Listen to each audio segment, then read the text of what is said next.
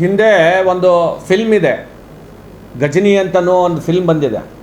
ಅದರಲ್ಲಿ ಹೀರೋಗೆ ಏನಾಗ್ತಿತ್ತು ಅಂತಂದರೆ, ನೆನಪಾರ್ತಿದ್ದ ಅವನು ಏನು ಹೇಳ್ತಿದ್ದ ಅಥವಾ ಏನು ಮಾಡ್ತಿದ್ದ ಅದನ್ನು ನೆನಪಾರ್ತಿದ್ದ ಆ ಫಿಲ್ಮ್ನಲ್ಲಿ. ಹೀಗಾಗಿ ಪದೇ ಪದೇ ಅಲ್ಲಂ ಪ್ರಭು ಪಾಟೀಲ್ರಿಗೆ ನೆನಪು ಕೊಡುವಂಥ ಒಂದು ಅನಿವಾರ್ಯತೆ ಇವತ್ತಿನ ದಿವಸ ಬಂದಿದೆ. ನನ್ನ ರಕ್ತ ಕ್ರಿಮಿನಲ್ ರಕ್ತ ಇಲ್ಲ ಅಂತನ್ನುವ ಮಾತನ್ನು ಕೂಡ ವಿಡಿಯೋನಲ್ಲಿ ಹೇಳಿದ್ದಾರೆ. ಅವರಿಗೆ ಯಾರು ಕ್ರಿಮಿನಲ್ ಅಂತ ಹೇಳಿದ್ದಾರೆ ನನಗೆ ಗೊತ್ತಿಲ್ಲ. ಆಗ ಏನಾದರೂ ಇನ್ವಾಲ್ವ್ ಇದ್ದ ಗೊತ್ತಿದ್ರೆ ಹಾಕಿದ್ರೆ ಒಳಗೆ ಹಾಕಿರೋ ಅವನಿಗೆ ಬಹಿರಂಗವಾಗಿ ಹೇಳ್ತು, ನಾನು ಸಪೋರ್ಟ್ ಮಾಡೋಂಗಿಲ್ಲ, ನನ್ನ ಮಗ ಅಂಥದ್ದು ಹೋಗೋದಿಲ್ಲ, ನಮ್ಮ ಬಳಿ ಆ ರಕ್ತನೇ ಇಲ್ಲ. ದೇವ್ರ ಕಾಲದಿಂದ ಅವರು ರಾಜಕೀಯವಾಗಿ ಇದ್ದರು, ನನ್ನ ಮಗ ಯಾಕೆ ಇರಬಾರ್ದು ಅಂತನೋ ಮಾತನ್ನು ಅವರು ಹೇಳ್ತಾ ಇರ್ತಾರೆ. ಸ್ವಾಮಿ, ನಿಮ್ಮ ಮಗನಿಗೆ ಇನ್ನೂ ಹೆಚ್ಚು ನೀವು ಅಧಿಕಾರ ಕೊಡಿ, ನಾವೇನು ಬೇಡ ಅಂತ ಇಲ್ಲ. ನೀವು ಇನ್ನೂ ಅವರಿಗೆ ಏನಂತಾರೆ, ಶ್ಯಾಡೋ ಶಾಸಕನಾಗಿ ಮಾಡಿಕೊಂಡು ಇನ್ನೂ ಹೆಚ್ಚು ನೀವು ಅವರಿಗೆ ಅಧಿಕಾರ ಕೊಡಿ, ನಮಗೇನು ತೊಂದರೆ ಇಲ್ಲ. ಕಲಬುರಗಿಯ ಏನು ನಡೆದಿರುವಂಥ ನಮ್ಮ ಡ್ರಗ್ಸಿಗೆ ಸಂಬಂಧಪಟ್ಟಂಥ ಏನು ಪ್ರಕರಣ ಇದೆ, ಅದನ್ನು CBIಗೆ ವಹಿಸಬೇಕು ಅಂತನ್ನೋದು ಒತ್ತಾಯ ಮಾಡಿತ್ತು. ಅದನ್ನು ಶಾಸಕರು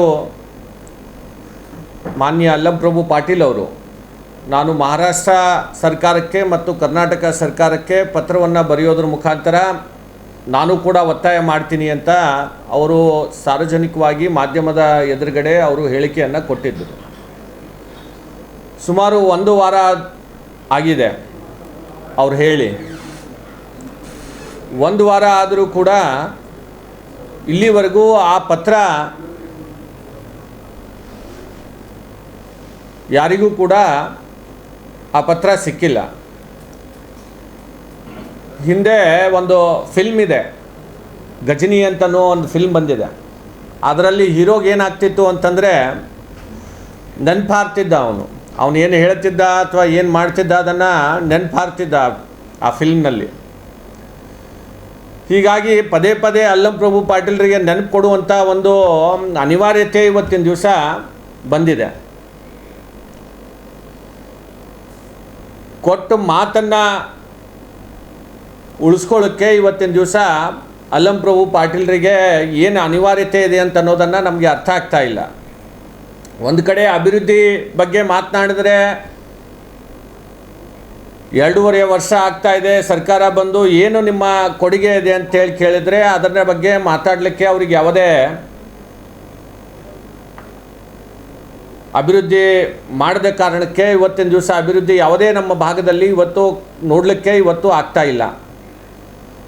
ಈಗಾಗಲೇ ಜನ ಬೇಸತ್ತು ಹೋಗಿದ್ದಾರೆ. ಪಾರ್ಲಿಮೆಂಟ್ ಚುನಾವಣೆಯಲ್ಲಿ ಅವ್ರಿಗೆ ತೋರಿಸಿದ್ದಾರೆ, ಅವರ ಮೇಲೆ ಏನೋ ಜನ ವಿಶ್ವಾಸ ಕಳ್ಕೊಂಡಿದ್ದಾರೆ. ಅದನ್ನು ಪಾರ್ಲಿಮೆಂಟ್ ಚುನಾವಣೆಯಲ್ಲಿ ಇವತ್ತು ಭಾರತೀಯ ಜನತಾ ಪಕ್ಷಕ್ಕೆ ಇವತ್ತು ಹೆಚ್ಚು ಮತಗಳನ್ನು ಹಾಕೋದ್ರ ಮುಖಾಂತರ ಇವತ್ತು ಅವರ ವಿಶ್ವಾಸವನ್ನು ಜನರ ಮಧ್ಯೆ ಇವತ್ತು ಈಗಾಗಲೇ ಅವರು ಕಳ್ಕೊಂಡಿದ್ದಾರೆ. ಹೀಗಾಗಿ ಪದೇ ಪದೇ ವೈಯಕ್ತಿಕವಾಗಿ ಮಾತನಾಡೋಕ್ಕಿಂತ ಹೆಚ್ಚಾಗಿ ಈಗೇನು ಜನ ಅವಕಾಶ ಕೊಟ್ಟಿದ್ದಾರೆ, ಆ ಅವಕಾಶವನ್ನು ಉಪಯೋಗಿಸಿ ಇವತ್ತು ಅವ್ರದ್ದೇ ಸರ್ಕಾರ ಇರೋದರಿಂದ ಈ ಭಾಗದ ಜನರ ಅಭಿವೃದ್ಧಿಗೆ ಇವತ್ತಿನ ದಿವಸ ಆದ್ಯತೆಯನ್ನು ಕೊಡುವಂಥ ಕೆಲಸ ಶಾಸಕರು ಮಾಡಬೇಕು ಅಂತ ಹೇಳಿ ನಾನು ಆಗ್ರಹವನ್ನು ಮಾಡ್ತೇನೆ. ಅದರ ಜೊತೆಯಲ್ಲಿ ನನ್ನ ರಕ್ತ ಕ್ರಿಮಿನಲ್ ರಕ್ತ ಇಲ್ಲ ಅಂತನ್ನುವ ಮಾತನ್ನು ಕೂಡ ವಿಡಿಯೋನಲ್ಲಿ ಹೇಳಿದ್ದಾರೆ. ಅವರಿಗೆ ಯಾರು ಕ್ರಿಮಿನಲ್ ಅಂತ ಹೇಳಿದ್ದಾರೆ ನನಗೆ ಗೊತ್ತಿಲ್ಲ. ತಮ್ಮಷ್ಟಕ್ಕೆ ತಾವೇ ಹೇಳಿಕೆಯನ್ನು ಕೊಡುವಂಥದ್ದು. ಹಿಂದೆ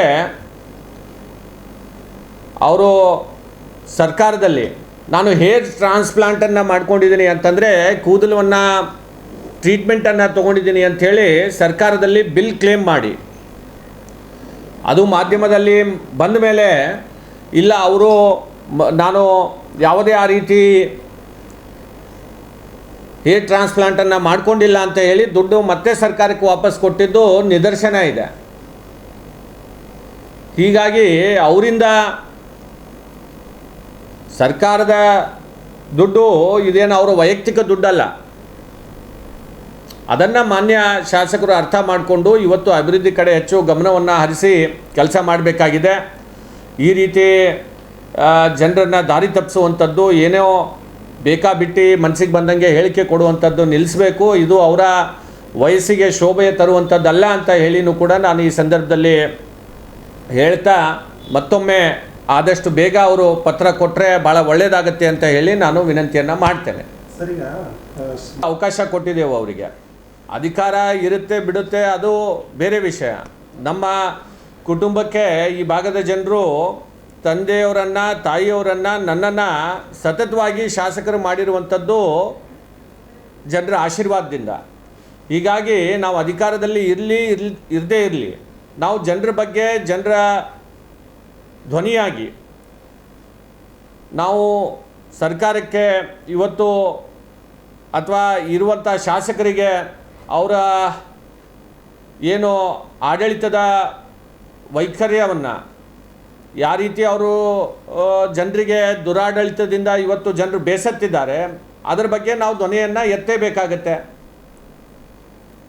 ಮತ್ತೊಂದು ಏನು ಹೇಳ್ತಾರೆ ಅವರು, ಅವ್ರ ತಂದೆಯವ್ರ ಕಾಲದಿಂದ ಅವರು ರಾಜಕೀಯವಾಗಿ ಇದ್ದರು, ನನ್ನ ಮಗ ಯಾಕೆ ಇರಬಾರ್ದು ಅಂತನೋ ಮಾತನ್ನು ಅವ್ರು ಹೇಳ್ತಾ ಇರ್ತಾರೆ. ಸ್ವಾಮಿ, ನಿಮ್ಮ ಮಗನಿಗೆ ಇನ್ನೂ ಹೆಚ್ಚು ನೀವು ಅಧಿಕಾರ ಕೊಡಿ, ನಾವೇನು ಬೇಡ ಅಂತ ಇಲ್ಲ. ನೀವು ಇನ್ನೂ ಅವರಿಗೆ ಏನಂತಾರೆ, ಶ್ಯಾಡೋ ಶಾಸಕನಾಗಿ ಮಾಡಿಕೊಂಡು ಇನ್ನೂ ಹೆಚ್ಚು ನೀವು ಅವರಿಗೆ ಅಧಿಕಾರ ಕೊಡಿ, ನಮಗೇನು ತೊಂದರೆ ಇಲ್ಲ. ಆದರೆ ನಾನು ನಮ್ಮ ತಂದೆಯವರಿದ್ದ ಸಂದರ್ಭದಲ್ಲೇ ನಾನು ಕೂಡ ಒಬ್ಬ ಜಿಲ್ಲಾ ಪಂಚಾಯಿತಿ ಸದಸ್ಯನಾಗಿ, ನಾನು ಶಾಸಕರ ಮಗನಕ್ಕಿಂತ ಹೆಚ್ಚಾಗಿ ಒಬ್ಬ ಜಿಲ್ಲಾ ಪಂಚಾಯಿತಿ ಸದಸ್ಯನಾಗಿ ನಾನು ಕೆಲಸ ಮಾಡಿದ್ದೇನೆ ಹೊರತಾಗಿ ಶಾಸಕರ ಮಗ ಅಂಥೇಳಿ ನಾನು ಕೆಲಸ ಮಾಡಿಲ್ಲ. ನಿಮ್ಮ ಮನೆಯಲ್ಲಿ ಯಾರು ಶಾಸಕರಿದ್ದಾರೆ ಅನ್ನೋದನ್ನು ಜನರಿಗೆ ಗೊತ್ತಾಗ್ತಾ ಇಲ್ಲ. ನೀವು ಶಾಸಕರಿದ್ದೀರಿ, ನಿಮ್ಮ ಮಕ್ಕಳು ಶಾಸಕರಿದ್ದಾರೆ ಗೊತ್ತಾಗ್ತಾ ಇಲ್ಲ. ಈ ರೀತಿಯಾದಂಥ ಒಂದು ಆಡಳಿತ ನೀವು ನಡೆಸ್ತಾ ಇದ್ದೀರಿ, ಇದು ಸರಿಯಲ್ಲ ಅಂತ ಅನ್ನೋದನ್ನು ಮಾತನ್ನು ಈ ಸಂದರ್ಭದಲ್ಲಿ ಹೇಳಬೇಕಾಗತ್ತೆ. ಮತ್ತೊಮ್ಮೆ ನಮ್ಮ ತಂದೆಯವರು ಶಾಸಕರಿದ್ದ ಸಂದರ್ಭದಲ್ಲಿ ನಾನು ಕೂಡ ಜಿಲ್ಲಾ ಪಂಚಾಯಿತಿ ಒಬ್ಬ ಸದಸ್ಯನಾಗಿ ನಾನು ಕೆಲಸ ಮಾಡಿದ್ದೀನಿ ಹೊರತಾಗಿ ಚಂದ್ರಶೇಖರ್ ಪಾಟೀಲ್ ರೇವರೊಬ್ಬರು ಶಾಸಕರಿದ್ದಾರೆ, ಅವ್ರ ಮಗ ಅಂತ ಹೇಳಿ ನಾನು ಯಾವುದೇ ರೀತಿಯಿಂದ ಅಧಿಕಾರವನ್ನು ದುರುಪಯೋಗ ಮಾಡುವಂಥ ಕೆಲಸ ನಾನು ಮಾಡಿಲ್ಲ. ಈ ರೀತಿ ಅನೇಕ ಹಗರಣಗಳಿದ್ದಾವೆ. ಅವರೇನು ತಮ್ಮ ಅಳಿಯನನ್ನು ಇವತ್ತಿನ ದಿವಸ ಪಟ್ಟಣ್ ಶೆಟ್ಟಿ ಅಂತೇಳಿ AW ಆಗಿ ತೊಗೊಂಡು ಬಂದರು. ಅರುಣ್ ಮಾಶೆಟ್ಟಿ ಅಂತ ಹೇಳಿ ಅವರಿಗೆ PWD ಎಕ್ಸಿಕ್ಯೂಟಿವ್ ಇಂಜಿನಿಯರ್ ಮಾಡ್ತೀನಿ ಅಂತ ಹೇಳಿ ಪತ್ರ ಕೊಟ್ಟು ಅದನ್ನು ಮಾಡಲಿಲ್ಲ ಅಂತ ಹೇಳಿ ಮತ್ತೆ ಅವರಿಗೆ ಲ್ಯಾಂಡ್ ಆರ್ಮಿಗೆ ಎಕ್ಸಿಕ್ಯೂಟಿವ್ ಇಂಜಿನಿಯರ್ ಯಾಕೆ ತಂದರು. ಅವ್ರು ಬಂದ ಮೇಲೆ ಆ ಇಲಾಖೆಗೆ ಎಷ್ಟು ಕೆಲಸ ಕೊಟ್ಟರು, ಎಷ್ಟೋ ಕೆಲಸಗಳು ಇವತ್ತು ಜನರೇ ನೋಡ್ತಾ ಇದ್ದಾರೆ. ಇದ್ರ ಬಗ್ಗೆ ಹೆಚ್ಚು ಜನ ಮಾತಾಡ್ತಾ ಇದ್ದಾರೆ, ಯಾವ ರೀತಿ ಕಳಪೆ ಕೆಲಸ ಆಗ್ತಾ ಇದೆ ಅಂತ ಅನ್ನೋದನ್ನು. ಮಳೆ ಬಂದರೆ ಇವತ್ತು ರಸ್ತೆಯಲ್ಲಿ ಓಡಾಡೋಕ್ಕಾಗ್ತಾ ಇಲ್ಲ. ಮಹಾನಗರ ಪಾಲಿಕೆಯಲ್ಲಿ UGD ಇನ್ನೂ ಕೂಡ ಸುಮಾರು 15 ದಿವಸ ಆಗಿದೆ. ಕಾರ್ಮಿಕರು ಮತ್ತು ಮಹಾನಗರ ಪಾಲಿಕೆಯ ಅಲ್ಲಿ ಸಿಬ್ಬಂದಿ ವರ್ಗ ಇನ್ನೂ ಮುಷ್ಕರದಲ್ಲಿ ಹೋರಾಟದಲ್ಲಿ ಹೋರಾಟವನ್ನು ಮಾಡ್ತಾ ಇದ್ದಾರೆ. ಕಸ ಎತ್ತೋರು ಯಾರೂ ಕೂಡ ಇನ್ನೂ ಬರ್ತಾ ಇಲ್ಲ. ಈ ರೀತಿ ಇವರ ಒಂದು ದುರಾಡಳಿತ ಜನರಿಗೆ ಇವತ್ತು ಅದನ್ನು ಮನವರಿಕೆ ಆಗ್ತಾ ಇದೆ. ಜನನೂ ಕೂಡ ಇವ್ರ ಬಗ್ಗೆ ಬೇಸತ್ತಿದ್ದಾರೆ. ಇವ್ರ ಮೇಲೆ ಏನು ಅವಕಾಶ ನೀಡಿದರೆ ಇವ್ರು ಏನು ಒಳ್ಳೆ ಕೆಲಸ ಮಾಡ್ತಾರೆ ಅಂತ ಹೇಳಿ ಜನ ಅಂದ್ಕೊಂಡಿತ್ತು. ಇವತ್ತು ಅದು ಎಲ್ಲವೂ ಕೂಡ ಇವತ್ತು ಸುಳ್ಳಾಗಿದೆ ಅಂತ ಹೇಳಿ ಹೇಳಬೇಕಾಗ್ತಾ ಇದೆ. ಸತ್ಯ ಹೇಳಿದ್ರೆ ಈ ರೀತಿ ಅವರಿಗೆ ಅವರಂತಾರೆ, ನಾವೇನು ಹೇಳಿದ್ದೀವಿ ಅವರಿಗೆ ನೀವು ಅಭಿವೃದ್ಧಿ ಬಗ್ಗೆನಲ್ಲಿ ಮಾತಾಡಿ, ನೀವೇ ಹೇಳಿದ್ರಿ ಪತ್ರ ಕೊಡ್ತೀನಿ ಅಂಥೇಳಿ. ಈಗ ಅದು ಪತ್ರ ನೀವು ಕೊಡಬೇಕಲ್ಲ. ಕೊಟ್ಟ ಮಾತನ್ನು ತಪ್ಪಿದರೆ ಅವ್ರಿಗೆ ಏನು ಹೇಳ್ತಾರೆ ನಿಮಗೆಲ್ಲ ಗೊತ್ತಿದೆ. ಯಾರು ಮಾತು ಕೊಟ್ಟಿರ್ತಾರೆ ಆ ಮಾತಿನಂಗೆ ನಡಲಿಲ್ಲ ಅಂತಂದರೆ ಅವ್ರಿಗೇನಂತಾರೆ, ಅದನ್ನು ನಾವು ಹೇಳಬೇಕಾಗತ್ತೆ. ಅದಕ್ಕೆ ಮೊದಲು ಅವರು ಪತ್ರ ಕೊಡ್ತೀನಿ ಅಂತ ಹೇಳಿದ್ದಾರೆ, ಮೊದಲು ಪತ್ರ ಕೊಡಲಿ ಅವರು. ನಾವು ತಂದೆ ಸಮಾನ ಇದ್ದೀವಿ, ನನಗೆ ಕಿವಿ ಕೇಳಲ್ಲ ಮತ್ತು ರೂಲ್ಸ್ ಅಲ್ಲ ಅಂತೇಳಿ ಎಲ್ಲೋ ನಂಗೆ ನೋವು ತಂದಿದ್ದೆ ಅವ್ರು ಆ ಥರ ನಾವು ಮಾತನ್ನು ಈಗ ಅದೇ ಹೇಳ್ತಾ ಇದ್ದೀನಲ್ಲ, ಸುಮಾರು 1 ವಾರ ಆಗಿದೆ. ಅವರೇ ಹೇಳಿಕೆ ಕೊಟ್ಟಿದ್ದಾರೆ. ಈ ರೀತಿ ಕೊಟ್ಟ ಹೇಳಿಕೆಗೆ ಬದ್ಧ ಇಲ್ಲ ಅಂತಂದರೆ ಮತ್ತೆ ಅವ್ರಿಗೇನು ಹೇಳ್ಬೇಕು ನಾವು? ಅವ್ರ ತಲೆ ಸರಿ ಇಲ್ಲ ಅಂತಲೇ ಹೇಳಬೇಕಲ್ಲ. ಅವರಾಗಿಯೇ ವೈಯಕ್ತಿಕ ನಾನು ಇಲ್ಲ ಮಾಧ್ಯಮದ ಎದುರುಗಡೆ ಹೇಳಿದ್ದಾರೆ, ಮಹಾರಾಷ್ಟ್ರ ಸರ್ಕಾರಕ್ಕೆ ಪತ್ರ ಕೊಡ್ತೀನಿ, ನಾನು ಕರ್ನಾಟಕ ಸರ್ಕಾರಕ್ಕೂ ಪತ್ರ ಕೊಡ್ತೀನಿ. ಮತ್ತು ಕೊಡಬೇಕಾಗಿತ್ತಲ್ಲ. ಈಗಾದರೂ ಅವರು ಕೊಟ್ಟ ಮಾತನ್ನು ಉಳಿಸ್ಕೊಳ್ಳೋಕ್ಕೆ ಇವತ್ತು ಪತ್ರವನ್ನು ಆದಷ್ಟು ಬೇಗ ಕೊಡಲಿ ಅಂಥೇಳಿ ನಾನು ಆಗ್ರಹವನ್ನು ಮಾಡ್ತೇನೆ. ಸರ್, ಈಗ ಮಾಧ್ಯಮದ ಬೆಳಕಿಗೆ ಬಂದಿದೆ. ಅವರ ಕೇಸ್ ಆದಮೇಲೆ 20 ದಿವಸ ಆದಮೇಲೆ ಇದು ಮಾಧ್ಯಮದ ಬೆಳಕಿಗೆ ಬಂದಿದ್ದು. ಹೀಗಾಗಿ ಬೇಲ್ ಮೇಲೆ ಹೊರಗೆ ಬಂದಿದ್ದು ಅದು ಕಾನೂನು ಯಾವ ರೀತಿ ಅದಕ್ಕೆ ಅವರ ಒಂದು ಪ್ರಕರಣಕ್ಕೆ ಸಂಬಂಧಪಟ್ಟಂಥದ್ದು ಕಾನೂನು ವ್ಯಾಪ್ತಿಯಲ್ಲಿ ಇದು ಕೇಸಾಗಿ ನಡೀತಾ ಇದೆ. ಅದ್ರ ಬಗ್ಗೆ ನಾನು ಜಾಸ್ತಿ ಹೇಳಿಕೆ ಕೊಡಲಿಕ್ಕೆ ಸೂಕ್ತ ಇರೋದಿಲ್ಲ. ಹೀಗಾಗಿ ಕಾನೂನು ತನ್ನ ಕೆಲಸ ಮಾಡುತ್ತೆ, ಆದರೆ ಶಾಸಕರು ತಮ್ಮ ಕೆಲಸ ಮಾಡಬೇಕು. ಹೀಗೆಲ್ಲ ಮಾತಾಡಿದಾಗ ನಾವು ಅದೇ ಹೇಳಬೇಕಾಗತ್ತೆ. ಅವರಿಗೆ ಮೊದಲಂತರೂ ಕಾನೂನು ಬಗ್ಗೆ ಅವರಿಗೆ ಯಾವ ರೀತಿ ಕೆಲಸ ಮಾಡುತ್ತೆ ಅಂತ ಅನ್ನೋದು ಅವರಿಗೆ ಅದರದ್ದು ನಾಲೆಜ್ ಇಲ್ಲ. ಯಾವುದೇ ಮೆಡಿಕಲ್ ಸ್ಟೋರು ಡ್ರಗ್ ಡಿಪಾರ್ಟ್ಮೆಂಟಿಂದ ಲೈಸೆನ್ಸ್ ತೊಗೊಂಡು ಡ್ರಗ್ ಆ್ಯಂಡ್ ಕಾಸ್ಮೆಟಿಕ್ ಆ್ಯಕ್ಟ್ ಅಡಿಯಲ್ಲಿ ಇವತ್ತು ಅವರು ತಮ್ಮ ಕೆಲಸವನ್ನು ನಿರ್ವಹಣೆ ಮಾಡಬೇಕಾಗತ್ತೆ. ಹಂಗೆ ಮನಸ್ಸಿಗೆ ಬಂದಂಗೆ ಯಾವ ಮೆಡಿಕಲ್ ಸ್ಟೋರಿಗೂ ಕೂಡ ಮಾಡಲಿಕ್ಕೆ ಅವಕಾಶ ಇರೋದಿಲ್ಲ. ಅದಕ್ಕೆ ಮಾಡಿದರೆ ಡಿಪಾರ್ಟ್ಮೆಂಟ್ ಇದೆ, ಅವರು ಅದರ ಮೇಲೆ ಆ್ಯಕ್ಷನ್ ತಗೋತಾರೆ. ಹೀಗಾಗಿ ಅವರಿಂದ ನಾವೇನೋ ಕಲಿಬೇಕಾಗಿಲ್ಲ. ಅವರು ಸ್ವಲ್ಪ ತಮ್ಮ ಆತ್ಮಾವಲೋಕನೆಯನ್ನು ಮಾಡ್ಕೋಬೇಕು. ಯಾವ ರೀತಿ ಅವರ ಮಗನ ಮೇಲೆ ಪ್ರಕರಣ ನೆಲೋಗಿ ಪೊಲೀಸ್ ಠಾಣೆಯಲ್ಲಿ ಇವತ್ತು ಸ್ಯಾಂಡ್ ಕೇಸ್ನಲ್ಲಿ ಇವತ್ತಿನ ದಿವಸ ಅವ್ರ ಮಗನ ಮೇಲೆ ಕೇಸ್ ಆಗಿದೆ. ಇವತ್ತು ಸರ್ಕಾರದ ಹಂತದಲ್ಲಿ ನಾನು ಸುಳ್ಳು ಬಿಲ್ ಸಬ್ಮಿಟ್ ಮಾಡಿ ಹೇರ್ ಟ್ರಾನ್ಸ್ಪ್ಲಾಂಟ್ ಮಾಡ್ಕೊಂಡಿದ್ದೀನಿ ಅಂಥೇಳಿ ದುಡ್ಡನ್ನು ಸರ್ಕಾರದಿಂದ ತೊಗೊಂಡವ್ರು ಯಾರು? ಹೀಗಾಗಿ ಅವರು ಮೊದಲು ಆತ್ಮಾವಲೋಕನೆ ಮಾಡಿಕೊಳ್ಳಿ ಬೇರೆಯವ್ರ ಕಡೆ. ಈಗ ಯಾಕಂದರೆ ಅವರು ಅಧಿಕಾರದಲ್ಲಿದ್ದಾರೆ, ಅವ್ರ ಜನರಿಗೆ ಉತ್ತರ ಕೊಡಬೇಕಾಗಿದೆ.